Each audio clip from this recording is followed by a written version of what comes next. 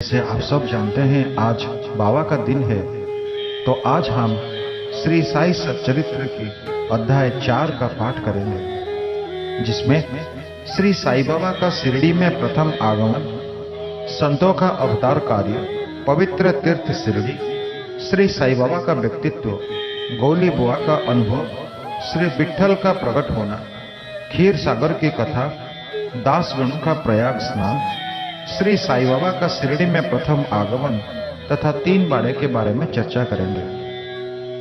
संतों का अवतार कार्य। भगवत गीता 4th अध्याय 7 और 8 में भगवान श्री कृष्ण कहते हैं कि जब जब धर्म की हानि और अधर्म की वृद्धि होती है, तब तब मैं अवतार धारण करता हूँ। धर्म स्थापन, दुष्टों का विनाश तथा साधुजन के परित्राण के लिए मैं युग युग में जन्म लेता हूँ। साधु और संत भगवान के प्रतिनिधि स्वरूप है। वे उपयुक्त समय पर प्रकट होकर अपनी कार्य प्रणाली द्वारा अपना अवतार कार्य पूर्ण करते हैं।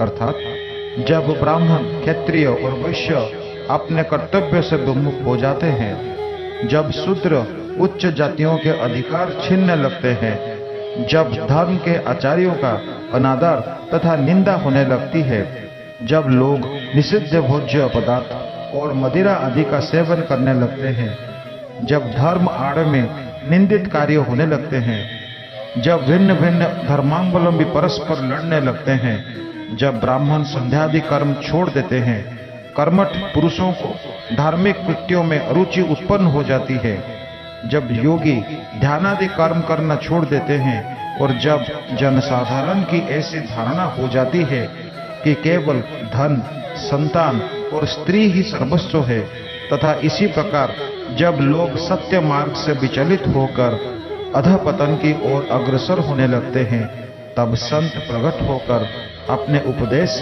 एवं आचरण के द्वारा धर्म की स्थापना करते हैं। वे समुद्र के ज्योतिस्तंभ की तरह हमारा उचित मार्गदर्शन करते तथा सत्य पथ पर चलने की प्रेरित करते हैं। इसी मार्ग पर अनेकों संत निवृत्तिनाथ, ज्ञानदेव, मुक्ताबाई, नामदेव, गोरा, गुनाई, एकनाथ, तुकाराम, नरहरि, नरसिम्हाई, सज्जन कसाई, सावंता माली और रामदास तथा कई अन्य संत सत्य मार्ग का दिग्दर्शन कराने हेतु भिन्न भिन्न अवसरों पर प्रकट हुए, और इन सब के पश्चात शिरडी में श्री साई बाबा का अवतार हुआ। पवित्र तीर्थ शिरडी। अहमदनगर जिले में गोदावरी के तट बड़े ही भाग्यशाली है, जिन पर अनेकों संतों ने जन्म धारण किया और अनेकों ने वहां आश्रय पाया। ऐसे संतों में से श्री ज्ञानेश्वर महाराज प्रमुख थे। शिरडी अहमदनगर जिले के राहत तालुका में है।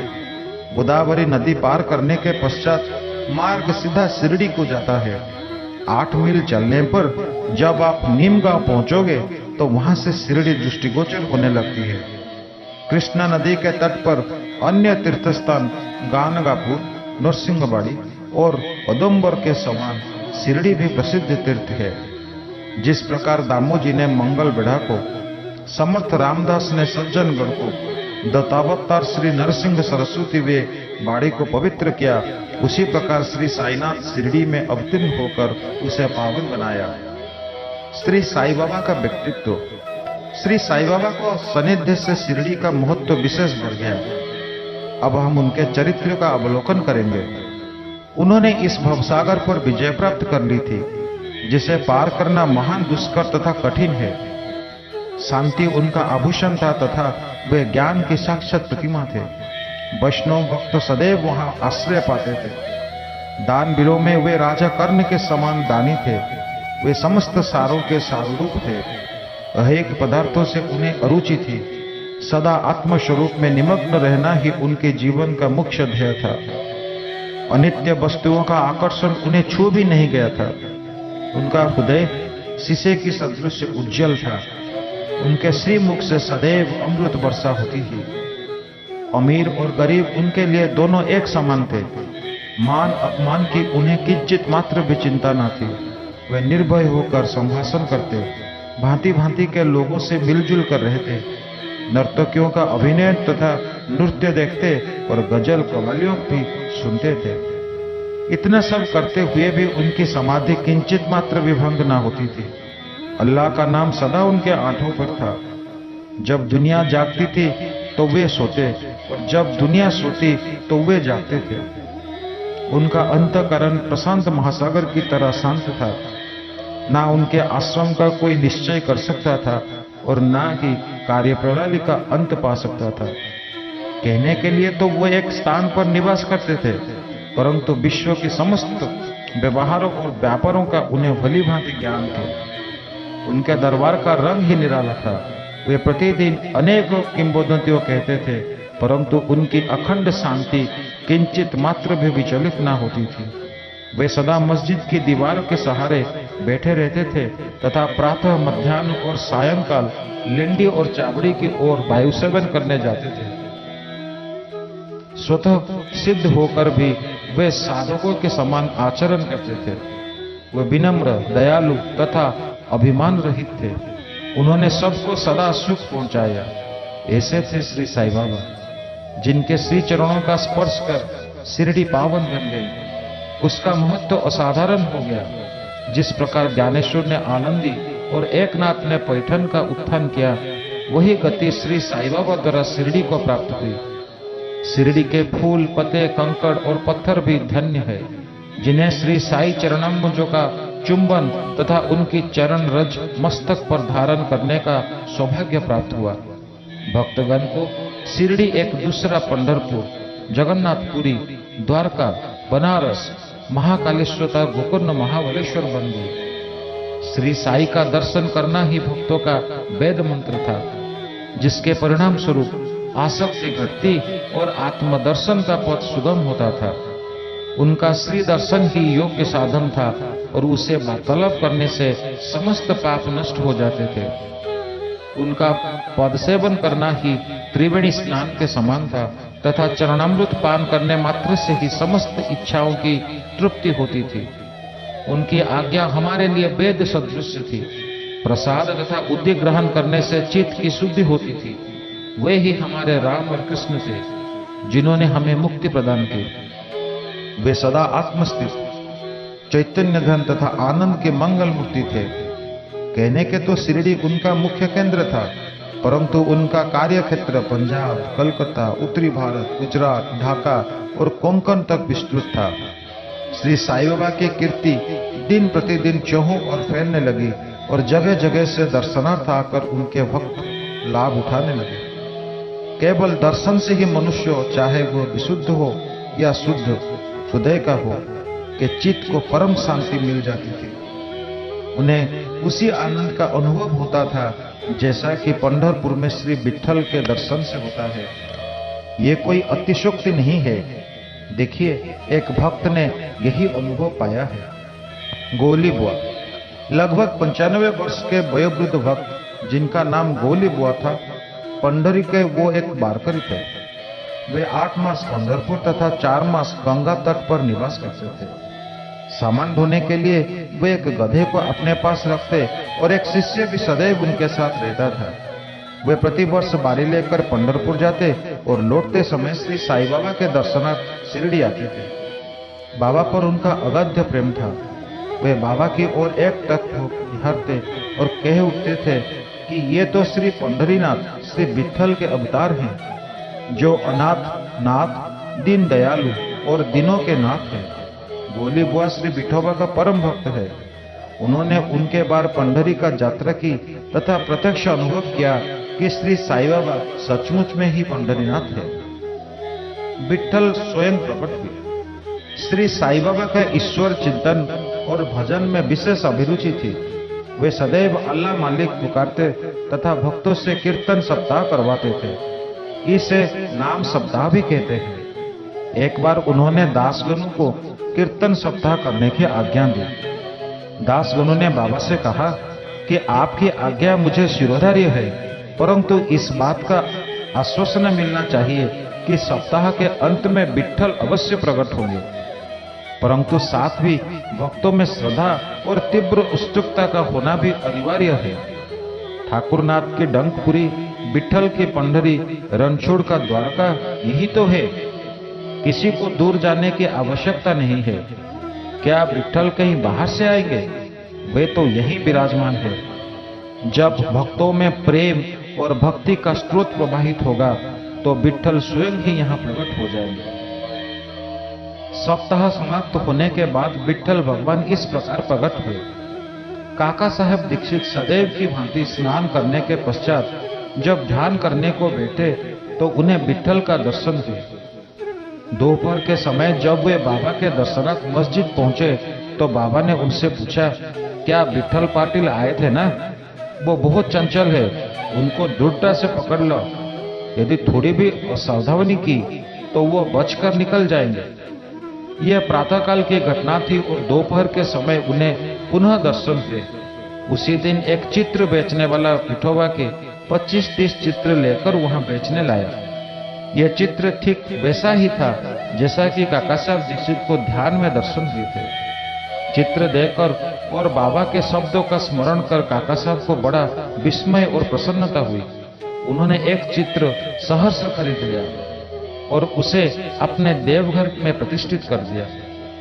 थाना के अवसर प्राप्त मामलतदार श्री बी वही देव ने अपने अनुसंधान के द्वारा यह प्रमाणित कर दिया है कि शिरडी पंढरपुर के परिधि में आती है। दक्षिण में पंढरपुर श्री कृष्ण का प्रसिद्ध स्थान है, अतः शिरडी ही द्वारका है।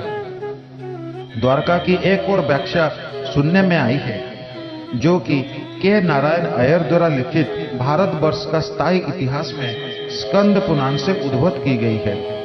वो इस प्रकार है, चतुर्वर्णामपि वर्गणं यत्र द्वाराणि सर्वतः अत द्वारवतीत्युक्ता विधिवस्तत्वदाभिः। जो स्थान चारों वर्णों के लोगों का धर्म, अर्थ, काम और मोक्ष के लिए सुलभ हो, दार्शनिक लोग उसे द्वारका के नाम से पुकारते हैं। शिरडी में बाबा की मस्जिद केवल चारों वर्णों के लिए ही नहीं अपितु दलित, अस्पृश्य और भगोजी सिंधे जैसे कुड़ी आदि सब के लिए खुली थी। अतः शिरडी को द्वारका कहना ही सर्वथा उचित है। भगवंत राव क्षीर सागर की कथा।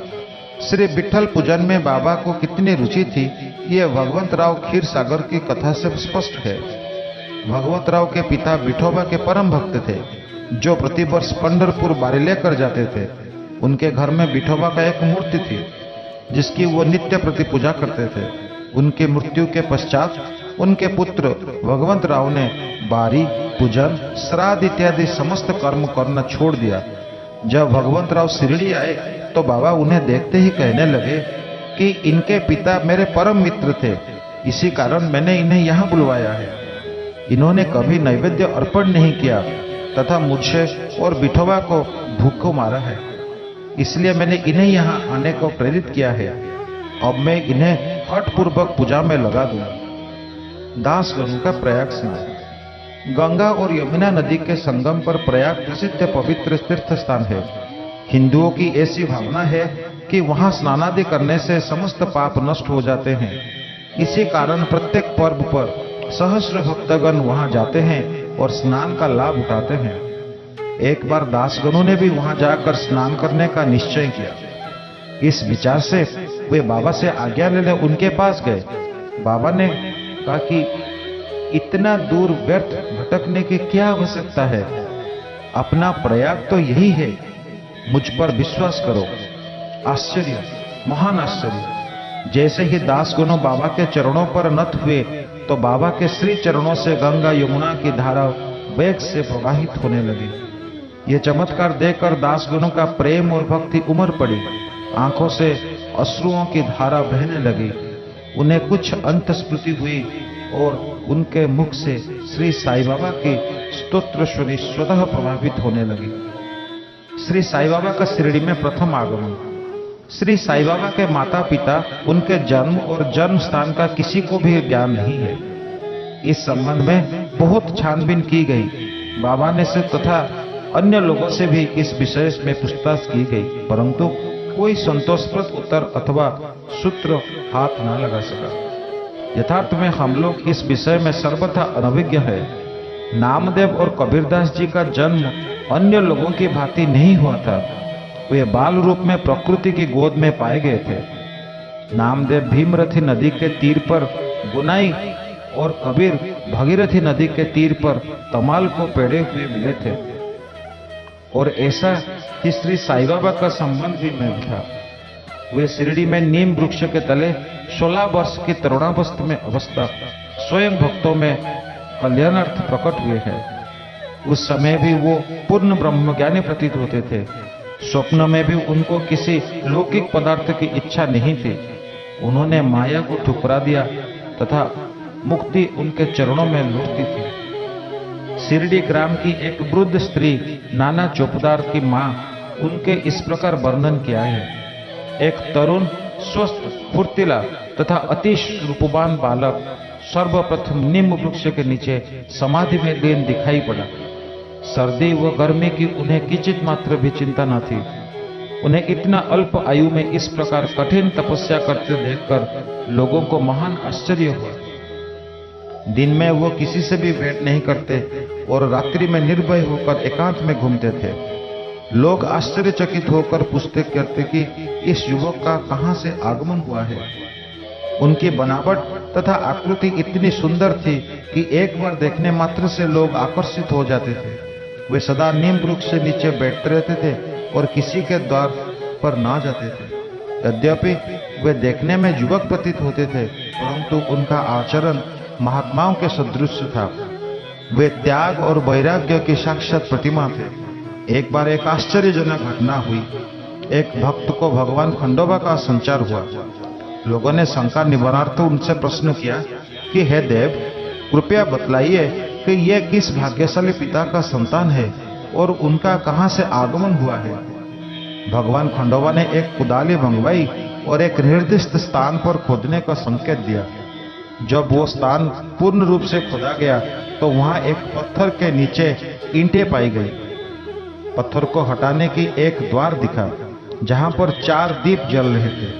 उन दरवाजों का मार्ग एक गुफा में जाता था जहां गोमुखी आकार की इमारत, लकड़ी के तख्ते, मालाएं आदि दिखाई पड़ी।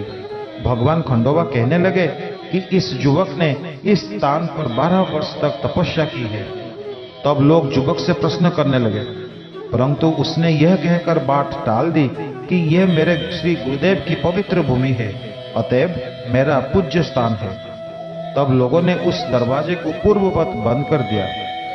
जिस प्रकार अस्वस्थ तथा औदुंबर वृक्ष पवित्र माने जाते हैं, उसी प्रकार बाबा ने भी इस नीम वृक्ष को उतना ही पवित्र माना और प्रेम किया। महाल सपाटी तथा शिरडी के अन्य भक्त इस स्थान को बाबा के गुरु का समाधि स्थान मानकर सदैव नमन किया करते थे। अब बात करते हैं 3 बाड़े के बारे में।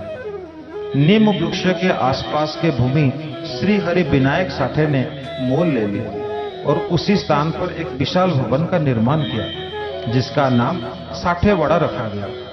बाहर से आने वाले यात्रियों के लिए वो वाड़ा ही एकमात्र विश्राम स्थान था, जहां सदैव भीड़ रहा करती थी। नीम वृक्ष के नीचे चारों ओर चबूतरा बंधा गया। सीढ़ियों के नीचे दक्षिण की ओर एक छोटा सा मंदिर है, जहां भक्त लोग चबूतरे के ऊपर उत्तराभिमुख होकर बैठते हैं।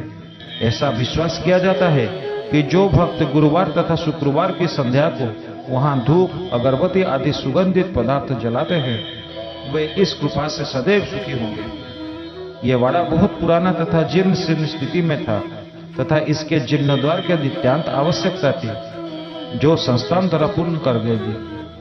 कुछ समय के पश्चात एक दूसरे वाड़े का निर्णय हुआ, जिसका नाम दीक्षित वाड़ा रखा गया। काका साहब दीक्षित कानूनी सलाहकार जब इंग्लैंड में थे, तब वहां उन्हें किसी दुर्घटना से पैर में चोट आ गई थी। उन्होंने उनका उपचार किया, परंतु पैर अच्छा न हो सका। इसलिए उन्होंने सन 1909 में बाबा का दर्शन किया। उन्होंने बाबा से पैर के बदले अपने मन की पंगुता दूर करने की प्रार्थना की। बाबा के दर्शन से उन्हें इतना सुख प्राप्त हुआ कि उन्होंने स्थायी रूप से शिरडी में रहना स्वीकार कर लिया और इसी कारण उन्होंने अपने तथा भक्तों के हेतु एक बाड़े का निर्णय किया। इस भवन का शिलान्यास दिनांक 1/12/1910 को किया गया। उसी दिन अन्य 2 विशेष घटनाएं घटित हुई।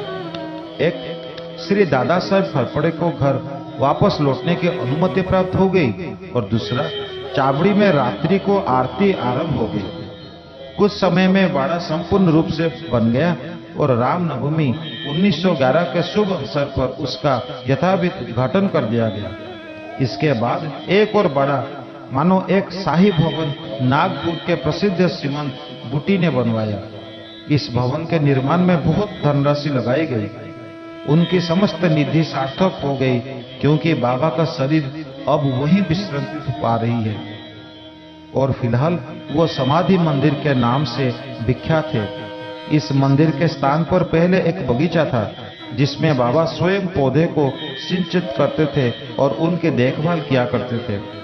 जहां पहले एक छोटी सी कुटी भी नहीं थी, वहां 3-3 बाड़ों का निर्माण हो गया। इस सब में साठे बड़ा पूर्व काल में बहुत ही उपयोगी था।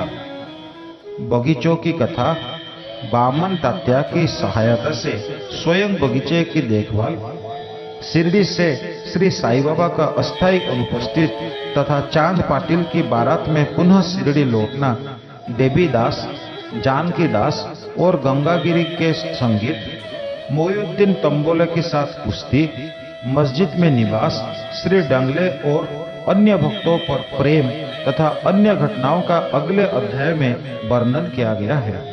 श्री सद्गुरु साईनाथार्पणमस्तु। शुभम भवतु शुभम भवतु शुभानिर्भवतु। ओम श्री साईनाथाय नमः।